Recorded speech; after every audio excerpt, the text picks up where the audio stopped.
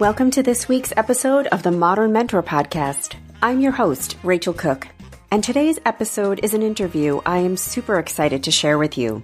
I sat down with Dorie Clark, consultant and keynote speaker, who teaches executive education at Duke and Columbia University Business Schools. She's the author of Entrepreneurial You, Reinventing You, and Stand Out, which was named the #1 leadership book of 2015 by Inc. magazine. She's been described by the New York Times as an expert at self-reinvention and helping others make changes in their lives. I am so excited to pass her wisdom along to you. Dorie, welcome to the Modern Mentor Podcast. I am over the moon excited to have you here with me today. Thank you, Rachel. I'm glad to be speaking with you. I am so excited to bring your voice to my audience. You're somebody I have been paying a lot of attention to since I started my own business about 5 years ago. And I thought it would be a really helpful moment to bring you on the show as we are recording this right now at a moment of pretty pervasive anxiety and uncertainty. We've got the pandemic happening. We've got things happening in our culture that are leaving people confused and afraid. And I think all of us are just looking for some ways to feel a little bit more secure at work, whether it's about keeping the job that we have or finding a new one or reinventing our own professional brand. And I know that this is where you are a superstar. So I'm incredibly excited to have you here. One of the things that you love to talk about is this concept of just really being invaluable and having ownership over our personal brand. And I wonder if you could tell us a little bit about your own personal journey to this point of view and just a little bit about what that means to you. Well, I started my business doing consulting work in 2006. And for anyone who has launched their own business, they maybe have gone through a variation of this, which is that the minute that I launched, I suddenly realized, oh no, because I somehow hadn't counted on it. But immediately after launching my consulting business, I came to realize with this, sort of thunderstruck awe that pretty much everybody else in the world was a consultant. And I somehow needed to differentiate myself. And people, even people who were nice, even people who were helping or trying to help would ask so tell me more about what you do. What do you specialize in? What's unique about you? And I would be like, oh my God. It felt like they were like negging me or something. And I'm just like, oh no, I don't know how to answer that question. And it was so traumatizing. And I think that whether you work for yourself or you work inside a corporation, it can be very hard for people to answer that question of, well, what is so special about you? Partly because to ourselves, we are all normal. We are the definition of normal to ourselves. And so it becomes very hard to really identify if we're doing anything special. It doesn't seem that special to us. And of course, many of us have self-doubt about various aspects of what we do. So you take that in combination and it becomes really tricky to parse it out. But I came to realize, I was not married or anything. I was very much relying on my business for my income. I realized I better figure this out. This is sort of like a life and death, or at least, business life or death situation that I somehow had to learn how to talk about myself. I somehow had to individuate myself, and I somehow had to get other people to really understand what I could do differently and what I could offer them, or else my business wouldn't survive. So it became a topic of keen interest and curiosity to me. There's an expression, something like fear is the driver of reinvention or something. It's something much more eloquent than that. But sometimes fear isn't necessarily something that we want to experience, but it really can be a driver of pushing us to figure stuff out and to make it happen. So what have you concluded? What is it about you that is unique and special? And how did you find yourself to figuring that out? Well, one of the things that I often see, I run a online course and community with a lot of folks who are professionals called the Recognized Expert Community. And literally just this afternoon, I was having a call with some of them. And so many people struggle with this question about, well, what's my niche and how do I know and how do I determine it? And one of the things that I have really come to have almost as a mantra, which I like to tell other people because thankfully they find it reassuring, is that you don't necessarily have to pick a niche. if you're doing it right, of course, if there's a particular thing you're drawn to, you say, oh, I know I want to be a specialist in XYZ. Well, fantastic. Go do that. But if you don't know and it feels hard to you, it feels like you're forcing something. It feels like, oh God, I don't even know where to start. Maybe don't pick something, because what we need to do, and what I did, was I let my niche pick me. And what I mean by that is that it's like a startup, right? We don't know anything about what the market really wants. We have a range of things that we can possibly do, but it is a fool's errand to try to predict what other people will find interesting. What we should be doing is having, much like a software startup does with a lean startup methodology, we should be having small bets, small experiments. And it can come in the form of trying new projects, trying new collaborations. It can come in the form of creating a lot of different content and articles. That was how it was for me, where early on in my business, I was writing a bunch of different articles about a bunch of different things. And it turned out that the one that really stuck, for some reason, I could not have predicted it, was about professional reinvention. And that had the fortunate side effect that I had written a blog post for the Harvard Business Review about it. And so that went well. So they asked me, well, would you write a full length article about it? So I did that. And from there, I was actually able to write my first book, Reinventing You. I never would have picked that topic. I would have never known to pick it, but it picked me because I had done enough experiments to actually know what it felt like when something was finally working. That is a very liberating story to hear, because I think a lot of us, whether we are entrepreneurs or we work for a company, we have a boss, there is this sense of pressure that we always have. We have to have a 10-year plan. We have to have a strategy. We have to know exactly where we're going. But it sounds like what I just heard you say is just try a bunch of stuff that feels right and see how it lands. I know you spend a lot of your time talking to entrepreneurs, and I'm curious, how would you help somebody think through, that sounds great, but I am kind of a mid-level marketing manager, or I'm a project manager, or I work in sales or client services, and I'm worried about my job, and I really want to just be seen as essential. I want people to see me as invaluable. Is there any advice you can offer someone who might be in that situation?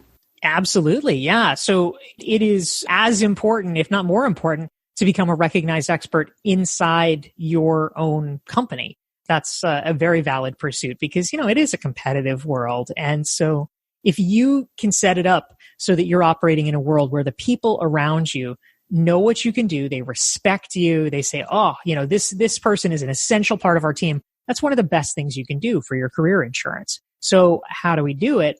The question really, as with all things, starts with the audience. So get really clear, frankly, on who you need to impress. That could be your boss, but it's probably not just your boss. It's probably the people around your boss, and maybe your boss's boss. Sort of think through that circle that you want to be operating in. And then you really have to do a kind of strategic deep dive where it is really kind of working backwards to try to figure out who do they respect, and who is successful at this company, and what do those people have in common.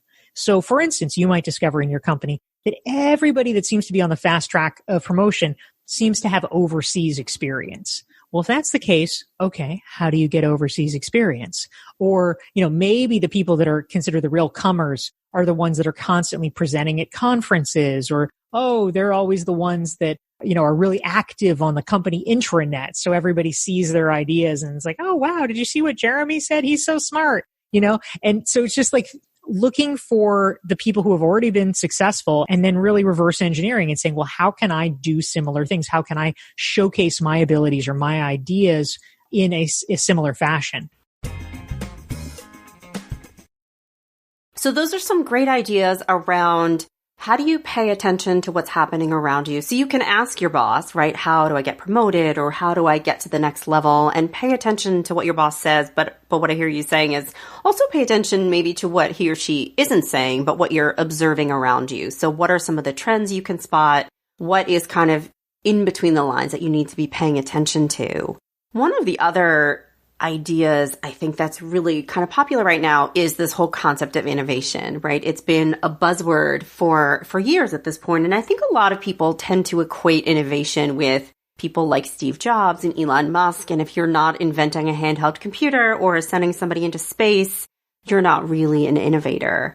I am a big believer that innovation comes in capital I's and lowercase i's and everything in between. And I think innovation and paying attention to what's happening around you are some pretty interlinked concepts. But I'd love to hear how you think about the idea of innovation, whether it's in the realm of entrepreneurship or in the realm of just career success. What does innovation mean to you? And what are some ways we can start to attach ourselves to that concept? Yeah, I think that's a really important question, Rachel, because innovation has become such a lauded concept, such a sort of sexy concept that many people assume that it's not for them. It's sort of like the saying, like, oh, if you ask any 5-year-old, are you an artist? They're like, yeah, I'm an artist. And if you ask any 50-year-old, literally only people who have gallery representation will be like, oh yeah, I'm an artist. So I think that we need to unlock that and to understand that you do not have to work at an innovation consultancy, or you do not have to be, a specialist in new product development in order to innovate in some capacity. Really, it's kind of a fundamental quality of human beings, right? Is like the point of innovation is you do a new thing.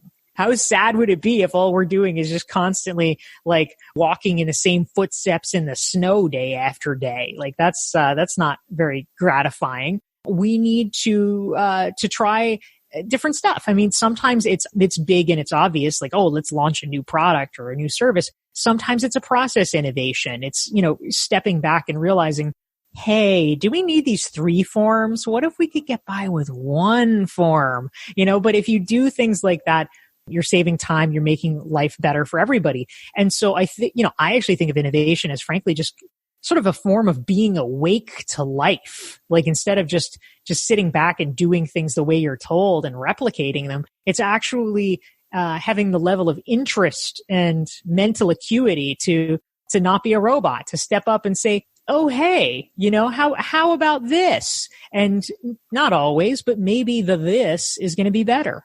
I think that that's a great point. It would be a sad state if we just went in and kind of experienced Groundhog's Day every day, right? We do want to be looking for opportunities. I'm a big fan of this concept of linking and labeling. So if you do have the idea and you do suggest, hey, we use 3 forms, what if we used 1? Wouldn't that be an interesting innovation, right? And just starting to practice saying the thing that feels small and incremental, but then just attaching the word innovation to it. I wonder if that may help to grow your brand in that space as well. I love that suggestion. Yeah, absolutely. So I would love to get your thoughts because I know you do a lot of work around innovation and finding that unique idea. I feel like sometimes things like anxiety and uncertainty can kind of inhibit our creativity and our imagination. We can be so focused on don't lose the job, don't get fired, that it almost can hold us back from being that observer and paying attention and imagining the possibilities. And so I wonder, what advice do you have for people who may be experiencing this sense of uncertainty, but at the same time want to make sure that they are maintaining their brand of being creative and innovative? How can we think about that? Well, it's a really important question because for obvious reasons, people may be feeling that. I mean, it's true. The economy is not fantastic right now, to say the least. So it's not irrational to be worried about one's job or to a certain extent, to feel like it's necessary to be playing defense. But obviously we also know it's not a great state to be in perennially playing defense. Just on its face, that is not a really winning strategy. You can't win a game merely by not having other people score against you. It's at a certain point, you need to go on the offense and create something of your own. So I think that actually one of my prescriptions is that the best way to not be fearful and to not be needy is to not be needy. And what I mean by that is if you are desperate for the job, if you're like, wow, I will be sunk if I don't have this job. If you turn it into a super high risk situation where you literally cannot afford to lose this job or all will be lost, of course you're going to cling to it like a life raft. Of course you're going to play it safe. Of course you are going to probably start exhibiting negative behaviors, frankly, because you are so fearful and messed up about that. And so the real point is, how do we not get ourselves into that situation? it's like dating people or something, right? Like people, if they feel like, oh, I'm never going to meet anybody for the rest of my life, they will put up with terrible things that an outside observer would say, I don't think so. That's not good.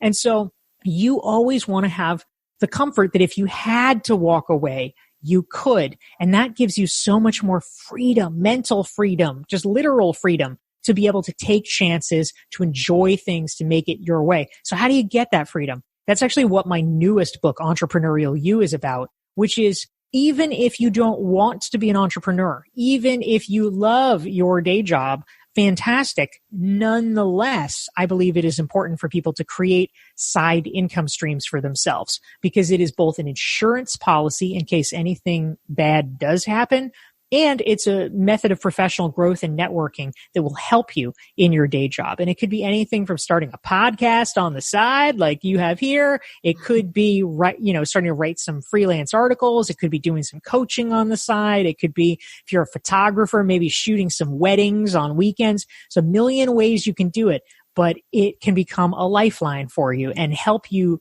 feel a lot more freedom and a lot more comfort in your day job. So I think starting a side gig, having a bit of revenue on the side begins with an idea, right? So maybe you have a skill, maybe you're a photographer, maybe you're a writer, but maybe you're not. And maybe you need some sort of creative idea. And I know that great ideas are part of your secret sauce. So can you talk to us a little bit about what makes a great idea and how can we put ourselves into that zone of exploration? Yeah, absolutely. And I'll also say, ideally, we'd have a great idea, but the honest truth is that for many people, they feel like, oh, I can't get started until I have a great idea. And then they never, of course, right? They never find a great idea. So they never do anything.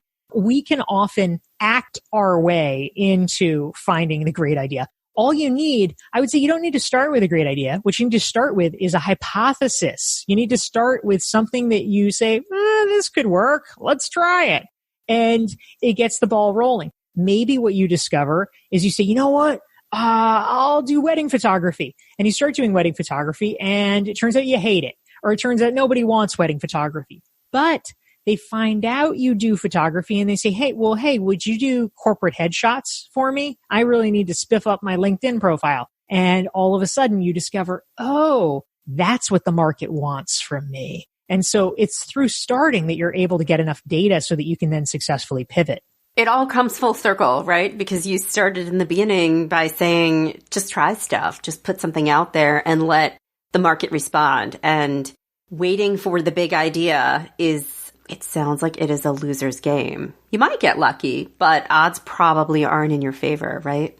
Yeah, absolutely. I think that the problem is like too many people are too precious about everything. They're so precious about the idea of writing the book, writing the novel or whatever, that they never even write a 500-word blog piece. I started my career in journalism, and one thing you learn is you can never be precious about it because no matter what shape it's in, if it is Monday at noon or whenever it is, like that's the deadline and you're done. You need to just get going. And so I think people often feel like whatever they're putting into the world has to be perfect. It has to be finished because, oh God, everyone's going to render judgment and they'll look terrible. They'll look unprofessional if it's not perfect. It is never going to be perfect if it is something that you have created solely in your head. There is no human being, maybe besides Steve Jobs, probably not even Steve Jobs,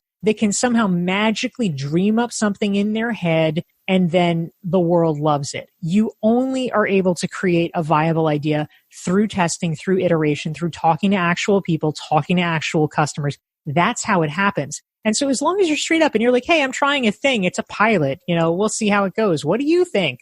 Then I think most people will be very receptive and they will be able to understand and contextualize that it is not the finished product. It is a minimum viable product, but you will be able to get the data that you otherwise never could have. And so I think part of what, at least in my experience, and I believe from yours as well, because I've heard you tell some stories, part of what can help us find that success, whether it is getting some momentum around an idea we might be looking to put out from an entrepreneurial standpoint, or whether it is about looking for advocacy within our company or looking for support in finding a new job, I think one of the things we need to all be paying attention to is our network, our professional network. I would love to hear you talk a little bit about your network, how you define who you want in it, how you cultivate it, how you tap into it, and also how you serve it.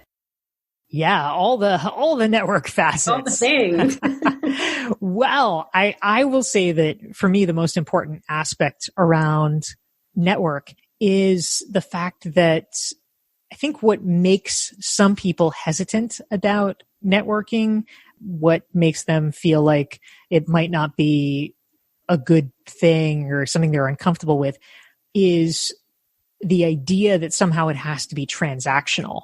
And they'll say, well, I'm not that kind of person. I'm not the person that uses people or that, is always out to get something. They don't want to be the business card trader. And I think that that's valid. But I also think it's a little bit of a caricature, because that is certainly not all networking. The kind of networking that I advocate for is really basic. It is about making friends with people that you think are interesting. And great things inherently come from that, because people like to hang out with and, in fact, to do business with their friends. If someone is somehow taking a hardline stance that, grandpa told you about, that, oh, never do business with your friends. Hello, I'm sorry, you have the wrong friends. What kind of friends do you have if you can't trust them enough to do business with them? That's preposterous. You should only do business with your friends. So the point is make lots of friends that you like, and then business will come of it. I am remembering a story I heard you tell on a podcast once about when you had a book coming out, and it may have been your first. And it was a story about how you helped it get onto the New York Times list, right? And there was just an incredible amount of hustle to it. And I remember being both a little bit exhausted, but mostly incredibly inspired by your story. Is this ringing a bell? Do you know what I'm referring to? One of my favorite concepts or phrases about this is something that Harvey Mackay, who was a business speaker from the 80s, used to popularize. He wrote a book called Dig Your Well Before You're Thirsty. And I love that framing of it. You really need to be building the network now, not for what you want to get in 2 weeks, but for what you want to get in 2 years or 20 years, because it is very, very much a long-term proposition.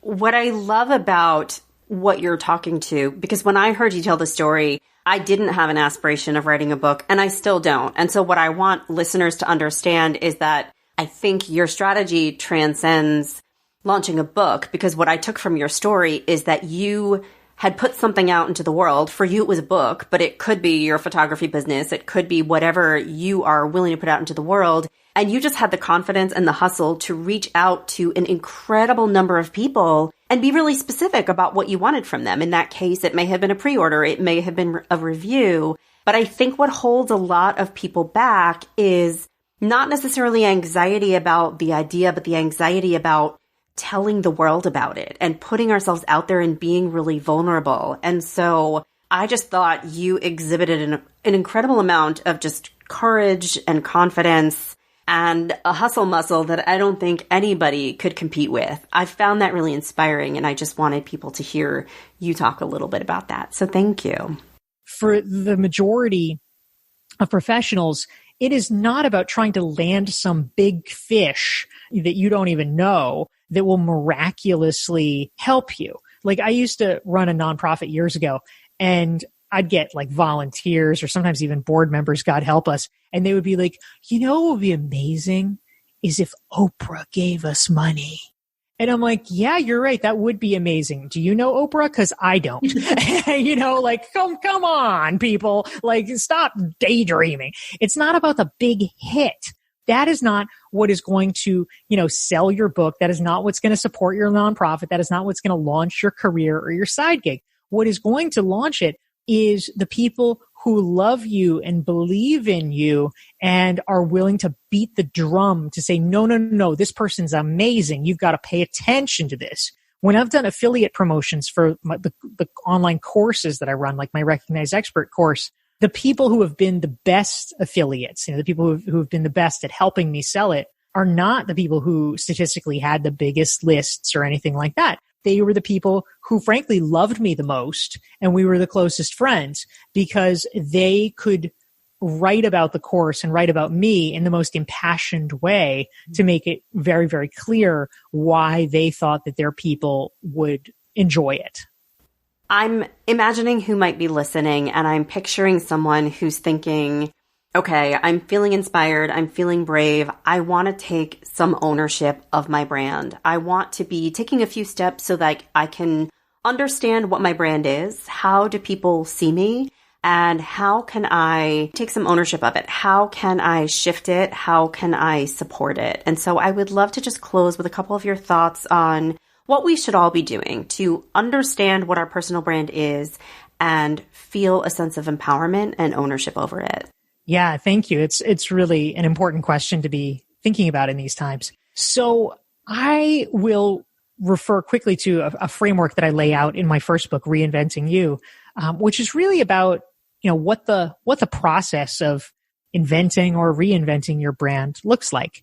And the first step, to your point, is about getting clear on how you're perceived currently, right? Because none of us is a blank slate. We all, people think something about us. So how do we figure it out? Well, one exercise that is kind of fun, some people have very much gotten into it, so I'll share it here, is something really simple called the 3-word exercise, where you reach out to about a half dozen friends or colleagues who know you reasonably well, and you ask them a super simple question, which is just describe me in 3 words. And so you want to write down the words so you don't forget, because after a while they'll blend together. But you are absolutely, by the time you get to 5 or 6 people, you are going to see patterns in what they're telling you.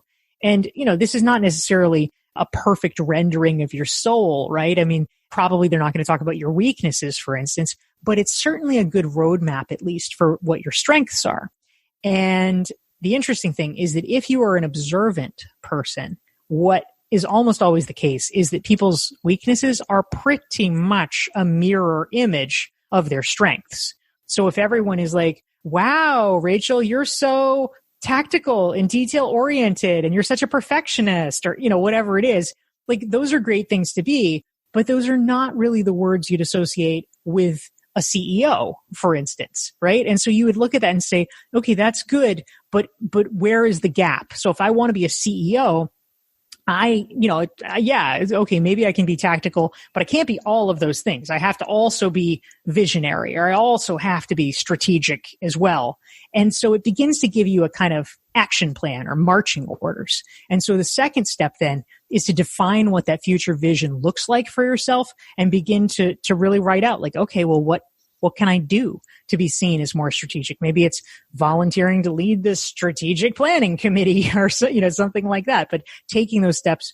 And then finally, there's the third part that I write about in Reinventing You, which is what I call living out your brand, because we have to realize that this is not a one-time thing. This is not one and done.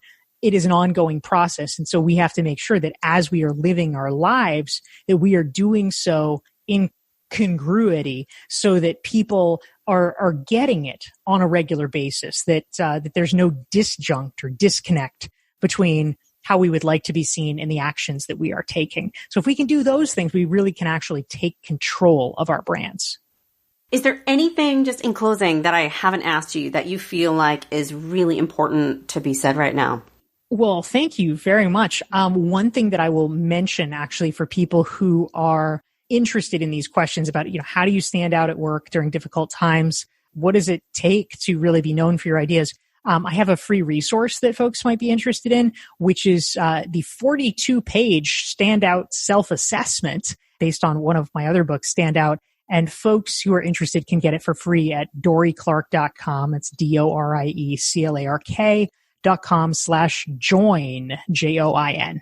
Thank you so much, Dorie. I have really enjoyed this conversation. It has been a pleasure to meet you. And I will just close and say, I am a big believer that we all deserve to know when we have inspired somebody. And you have inspired me today, but in years past. And so I want to just thank you for that.